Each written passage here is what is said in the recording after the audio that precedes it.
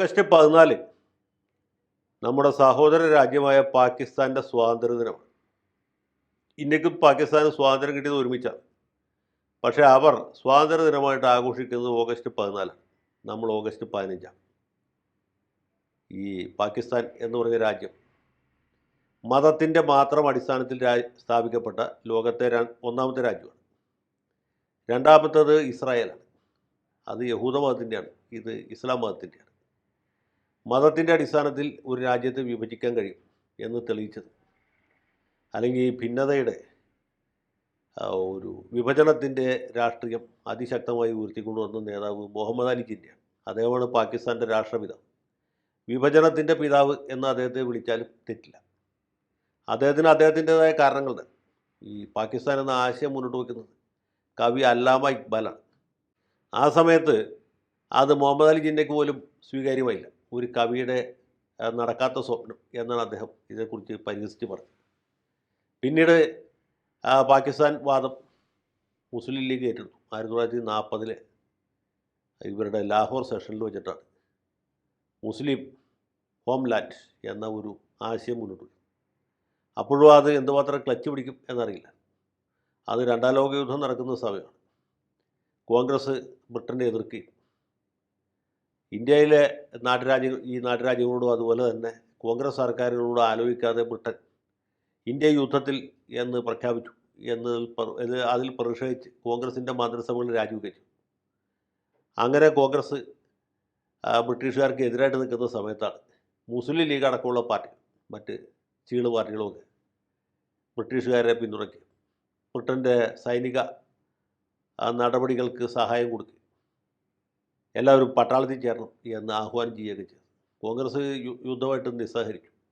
Communist party ആദ്യഘട്ടത്തിൽ നിസ്സഹരിച്ചു. പിന്നീട് Soviet യൂണിയനെ Germany ആക്രമിച്ചപ്പോൾ ഈ സാമ്രാജ്യത്വ യുദ്ധം ഇനി ജനകീയ യുദ്ധമാണ് എന്ന് വ്യാഖ്യാനിച്ചു. അതിനുശേഷം സഹാക്കന്മാരും ഒക്കെ കുറേ പേര് പട്ടാളത്തിൽ ചേർന്നു.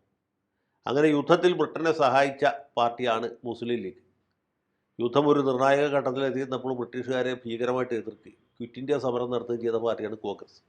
അപ്പോൾ സ്വാഭാവികമായിട്ടും ബ്രിട്ടീഷുകാരുടെ അനുഭാവം ആ ലീഗിനോട് ഇന്ത്യക്ക് സ്വാതന്ത്ര്യം കൊടുക്കുന്ന കൂട്ടത്തിൽ ഇന്ത്യയുടെ വിഭജനവും നടത്തണം എന്ന് ചർച്ചിൽ അന്ന് തന്നെ തീരുമാനിച്ചു. 1945 തെരഞ്ഞെടുപ്പിൽ ചർച്ചിലിൻ്റെ പാർട്ടിക്ക് ഭൂരിപക്ഷം നഷ്ടപ്പെട്ടു. ആ സ്ഥാനത്ത് ക്ലെമൻ്റ് ആറ്റ്ലി പ്രധാനമന്ത്രിയായിട്ട് വന്നു. ആറ്റ്ലിയെ സംബന്ധിച്ചിടത്തോളം വിഭജനം അത്ര അത്യാവശ്യമുള്ള കാര്യമായിരുന്നില്ല. എന്നാലും മുസ്ലിം ലീഗിനെ പാടെ തള്ളിക്കളയാൻ പുള്ളിക്ക് പറ്റുമായിരുന്നില്ല. മാത്രവുമല്ല 1945-46 കാലത്ത് ഇവിടെ നടന്ന തെരഞ്ഞെടുപ്പിൽ മുസ്ലിം സംവരണ മണ്ഡലങ്ങളിൽ മുഴുവൻ ലീഗിൻ്റെ സ്ഥാനാർത്ഥികൾ ജയിച്ചു. അത് പഞ്ചാബിലും സിന്ധിലും നോർത്ത് വെസ്റ്റ് ഫ്രോണ്ടിയറിലും ബംഗാളിലും ആയിരുന്നില്ല. കൂടുതൽ ജയിച്ചത് UP, Madras, Bombay, central province ഇങ്ങനെയുള്ള സ്ഥലങ്ങളിലായിരുന്നു. അപ്പോൾ എല്ലാ സംവരണ മണ്ഡലങ്ങളിലും ലീഗിൻ്റെ സ്ഥാനാർത്ഥികൾ ജയിക്കും. കോൺഗ്രസിൻ്റെ മുസ്ലിം സ്ഥാനാർത്ഥികൾ ഗംഭീരമായിട്ട് പരാജയപ്പെടുന്നു. അപ്പോൾ തന്നെ വിഭജനം ഏതാണ്ട് ഉറപ്പായി.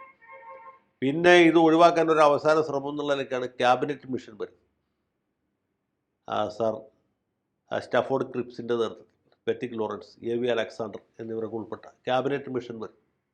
ഇവിടുത്തെ പ്രധാന രാഷ്ട്രീയ പാർട്ടികളുമായിട്ട് ചർച്ച ചെയ്തു. അവസാനം വിഭജനം ഒഴിവാക്കാനായിട്ട് ഒരു ഫോർമുല കൊണ്ടുവരും. ആദ്യഘട്ടത്തിൽ കോൺഗ്രസ് അതിനെ എതിർക്കുന്നു, പിന്നെ കോൺഗ്രസ് അതിനെ അനുകൂലിക്കുന്നു. ആദ്യഘട്ടത്തിൽ ലീഗ് അനുകൂലിക്കുന്നു, പിന്നെ ലീഗ് തള്ളിപ്പറയും. ആ സമയത്ത് ജവഹർലാൽ നെഹ്റുവിൻ്റെ ഭാഗത്തുനിന്നുണ്ടായ ഒരു പരാമർശം അത് ഈ ക്യാബിനറ്റ് മിഷൻ പദ്ധതിയുടെ ആപ്പീസ് പൂട്ടി. അങ്ങനെയാണ് വിഭജനം നിർബന്ധമായത്. നെഹ്റുവിന് പറ്റിയ ഒരു നാക്കുപിഴയാണ്, അല്ലെങ്കിൽ അദ്ദേഹത്തിന് പറ്റിയ ഒരു ചെറിയ ഒരു അവധാനത ഇല്ലായ്മ കൊണ്ട് പറ്റിയ ഒരു അബദ്ധമാണ്. അങ്ങനെ ക്യാബിനറ്റ് മിഷൻ്റെ പണി കഴിയുന്നു. ഇന്ത്യ വിഭജനത്തിലേക്ക് നീങ്ങുകയാണ്. ലൂയി മൗണ്ട് ബാറ്റൻ ഇന്ത്യയുടെ വൈസ്രോയി ആയിട്ട് വരും. അദ്ദേഹം വരുമ്പോൾ തന്നെ ആറ്റ്ലി ഒരു മാൻഡേറ്റ് കൊടുത്ത് വിട്ടേക്കുന്നത് 1948 ഓഗസ്റ്റിന് മുമ്പായിട്ട് ഇന്ത്യക്ക് സ്വാതന്ത്ര്യം കൊടുക്കണം. അത് വിഭജിച്ചിട്ട് കൊടുത്താലും കുഴപ്പമില്ല, വിഭജിക്കാതെ കൊടുത്താലും കുഴപ്പമില്ല. ഏതായാലും 48 ഓഗസ്റ്റിനപ്പുറം നമ്മളിവിടെ ഇല്ല. നമ്മൾ നമ്മുടെ പണി കെട്ടും കിടക്കെടുത്ത് നാട് വിട്ടു പോകും. അങ്ങനെ മൗണ്ട് ബാറ്റൻ ഇവിടെ വരുന്നു. ഇവിടുത്തെ നേതാക്കന്മാരായിട്ട് സംസാരിച്ചപ്പോൾ പുള്ളിക്ക് കാര്യം മനസ്സിലായി, ഇത് ഒരു നടയ്ക്ക് പോവുകയില്ല, ഇന്ത്യ വിഭജിക്കാനല്ലാതെ മാർഗമില്ല. പിന്നെ പല പല പദ്ധതികൾ ഉണ്ടാക്കും. അവസാനം നമ്മുടെ VP മേനോൻ ഉണ്ടാക്കിയ പദ്ധതിയാണ് ഇപ്പോഴത്തെ ജൂൺ 3 പ്ലാൻ എന്ന പേരിൽ പുറത്തു വന്നത്. അങ്ങനെയാണ് ഇന്ത്യ വിഭജനം യാഥാർത്ഥ്യമായത്. ജൂൺ 3-ാം തീയതി ഈ വിഭജനം പ്രഖ്യാപിക്കുന്നു. ആഗസ്റ്റ് 15-ാം തീയതി ഇത് യാഥാർത്ഥ്യമാകും. അപ്പോൾ ഇന്ത്യക്കും പാകിസ്ഥാനും ഇടയ്ക്കുള്ള വിഭജന രേഖ എങ്ങനെ തീരുമാനിക്കും എന്ന് ചോദിച്ചാൽ മതത്തിൻ്റെ അടിസ്ഥാനത്തിൽ തീരുമാനിക്കും. അതേ പറ്റും. ഹിന്ദുക്കളും സിഖുകാരും കൂടുതലുള്ള ഭാഗങ്ങളൊക്കെ ഇന്ത്യയിൽ, മുസ്ലിങ്ങൾ കൂടുതൽ ഏരിയ പാകിസ്ഥാനിൽ. അതിൽ തന്നെ പ്രശ്നങ്ങളുണ്ട്. മുസ്ലിം ഏരിയയുടെ നടുക്ക് ചിലപ്പോൾ ഹിന്ദുക്കളുടെ വലിയൊരു പ്രധാനപ്പെട്ട സ്ഥലം വരും, അല്ലെങ്കിൽ ഹിന്ദുക്കളുടെ വലിയൊരു ഏരിയയുടെ നടുക്ക് മുസ്ലിങ്ങളുടെ പ്രധാനപ്പെട്ട സ്ഥലം വരും. അമൃത്സറും ലാഹോറൊക്കെ ഉദാഹരണം. അവസാനം സർ സിറിൽ റാഡ്ക്ലിഫ് എന്ന് പറഞ്ഞ ഒരു ബാരിസ്റ്റർ വെച്ചിട്ടാണ് ഈ വിഭജന രേഖ തയ്യാറാക്കി. അങ്ങനെയാണ് പഞ്ചാബും ബംഗാളൊക്കെ വിഭജിച്ചത്. ഈ വിഭജിച്ച് കഴിഞ്ഞപ്പോൾ ആ തലേ ദിവസം വരെ ഇന്ത്യയിലാണെന്ന് വിചാരിച്ച് ത്രിവർണ്ണ പതാക ഉയർത്തി ആളുകൾ പിറ്റേ ദിവസം പാകിസ്ഥാനിലാണ് എന്ന് മനസ്സിലായി. തലേ ദിവസം പാകിസ്ഥാൻ്റെ പതാക ഉയർത്തി ജിന്നയ്ക്ക് സിന്ദാബാദ് വിളിച്ച ആൾക്കാർ നേരം വിളിക്കുമ്പോൾ ഇന്ത്യയിലാണെന്ന് മനസ്സിലായി. അങ്ങനെയാണ് ഇവിടുന്ന് അഭയാർത്ഥി പ്രവാഹം ഉണ്ടായത്. വലിയ 10,000-കണക്കിന് ലക്ഷക്കണക്കിന് ആളുകൾ മുസ്ലിങ്ങൾ പാകിസ്ഥാനിലേക്കും ഹിന്ദുക്കൾ സിഖുകാരും ഇന്ത്യയിലേക്കും പ്രവഹിച്ചു.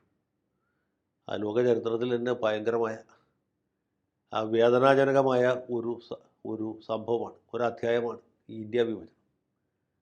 10,000-കണക്കിന് ആളുകളാണ് കൊല ചെയ്യപ്പെട്ടത്. എത്ര സ്ത്രീകളാണ് ബലാത്സംഗത്തിനിരയായത്, എത്ര പേരാണ് മതം മാറ്റത്തിനിരയായത്, എന്തൊക്കെ തരത്തിലുള്ള ക്രൂരതകളാണ് ആ സമയത്ത് പഞ്ചാബിലും ഡൽഹിയിലൊക്കെ അരങ്ങേറി. അതൊന്നും പറയാൻ പറ്റിയില്ല. അത്രയും വേദനാജനകമായ ഒരു സംഭവം. ഈ സംഭവത്തിൽ ആരാണ് ഉത്തരവാദി എന്ന് ചോദിച്ചാൽ പണ്ട് വൈലോപ്പള്ളി പറഞ്ഞ പോലെ കുറ്റമാർക്കിതിൽ പോംവഴി പക്ഷേ മറ്റൊരു വിധമായിരുന്നെങ്കിൽ, മർത്യ ജന്മ മഹിമ പുലർത്തുവാൻ പറ്റിയ വിധമായിരുന്നെങ്കിൽ എന്ന് നെടുവീർപ്പിടാൻ മാത്രമേ നമുക്ക് പറ്റുള്ളൂ. പക്ഷേ വിഭജനത്തിൻ്റെ ഉത്തരവാദി ജിന്നയാണ്. അതിൽ നമ്മുടെ ദേശീയ നേതാക്കന്മാരായ പട്ടേലും നെഹ്റുവും ഗാന്ധിജി പോലും അവരാൽ കഴിയുന്ന രീതിയിലുള്ള സഹായങ്ങളൊക്കെ ചെയ്തിട്ടുണ്ട് എന്ന് പറയുമ്പോഴും നമ്മൾ മറക്കാൻ പാടില്ലാത്തൊരു കാര്യമുണ്ട്. ഈ ചോരച്ചൊരിച്ചിലിൻ്റെ പ്രധാന ഉത്തരവാദി ഈ പറഞ്ഞ ആളുകൾ ആരുമല്ല. അതിൻ്റെ പ്രധാന ഉത്തരവാദി സാക്ഷാൽ മൗണ്ട് ബാറ്റൻ പ്രഭു തന്നെയായിരുന്നു. കാരണം 1948 ആഗസ്റ്റിന് മുമ്പ് ഇന്ത്യയിൽ നിന്ന് പോരാനേ പുള്ളിക്ക് മാൻഡേറ്റ് ഉണ്ടായിരുന്നു. അത് ഈ ജൂൺ 3 പ്ലാൻ നടപ്പാക്കുന്നത് ആഗസ്റ്റ് 15-ാം തീയതി 16-ാം തീയതി ഡേറ്റ് വെച്ചുകൊണ്ടാണ് ഇത്ര നിയന്ത്രണാതീതമായ രീതിയിലുള്ള ചോരച്ചൊരിച്ചിലുണ്ടായത്. നേരെ മറിച്ച് ഈ പദ്ധതി നേരത്തെ പ്രഖ്യാപിക്കുകയും ഇന്ന പ്രദേശങ്ങളിൽ ഇന്ന രാജ്യത്താണ് എന്ന് അറിയിക്കുകയും ചെയ്തിരുന്നെങ്കിൽ സമാധാനപരമായിട്ട് അവിടുന്ന് ആളുകൾക്ക് ഒഴിഞ്ഞു പോരാനുള്ള ഒരു സംവിധാനം ഉണ്ടാക്കാൻ പറ്റുമായിരുന്നു. ഈ എക്സ്ചേഞ്ച് ഓഫ് പോപ്പുലേഷൻസ് എന്ന് പറഞ്ഞ വളരെ ശ്രമകരവും വേദനാജനകവുമായ ഒരു പരിപാടിയാണ്. എങ്കിൽ പോലും അത് ചെയ്യാൻ പറ്റുമായിരുന്നു. ഇവിടെ നിന്ന് താല്പര്യമുള്ള മുസ്ലിങ്ങൾക്ക് സമാധാനപരമായിട്ട് പാകിസ്ഥാനിലേക്ക് പോകാൻ, പാകിസ്ഥാനിൽ നിക്കക്കളില്ലാതാകുന്ന ഹിന്ദുക്കൾക്ക് സിഖുകാർക്ക് അവരുടെ വസ്തുവകകൾ വിറ്റിട്ടോ ബാങ്കിൽ പണയം വെച്ചിട്ടോ കിട്ടുന്ന കാശുമായിട്ട് സമാധാനപരമായിട്ട് ബസ്സിലോ അല്ലെങ്കിൽ തീവണ്ടിയിലോ കാൽനടയായിട്ടോ എങ്ങനെയെങ്കിലും ഇന്ത്യയിലേക്ക് വരാനുള്ള സംവിധാനം ഉണ്ടാക്കാൻ പറ്റുമല്ലോ. കഷ്ടപ്പാടും യാതനയൊക്കെ അപ്പോഴും ഉണ്ടാകുമായിരുന്നു. പക്ഷേ ഇത്രയധികം ചോരച്ചൊരിച്ചിലുണ്ടാകുമായിരുന്നില്ല. മൗണ്ട് ബാറ്റൻ പ്രഭു ഇന്ത്യയോടോ പാകിസ്ഥാനോടോ പ്രത്യേകിച്ച് വിരോധമൊന്നുള്ള ആളായിരുന്നില്ല. നല്ല മനുഷ്യരായിരുന്നു, നന്മയുള്ള ആളായിരുന്നു. രണ്ട് രാജ്യങ്ങൾക്ക് നന്മ വരണമെന്ന് ആഗ്രഹിച്ച ആളായിരുന്നു. പക്ഷേ അദ്ദേഹത്തിൻ്റെ ഈ ഒരു തെറ്റായ തീരുമാനം അതാണ് സത്യത്തിൽ ഇത്രയധികം ചോരച്ചൊരിച്ചിലിന് ഇടയാക്കിയത്. ഈ ഇന്ത്യ വിഭജനത്തെ തുടർന്ന് ജീവൻ നഷ്ടപ്പെട്ട സാധാരണക്കാരായ ആളുകളുടെ ഓർമ്മയ്ക്ക് മുമ്പിൽ ശിരസ് നമിച്ചുകൊണ്ട് ഇവിടെ നിർത്തുന്നു. നന്ദി, നല്ല നമസ്കാരം.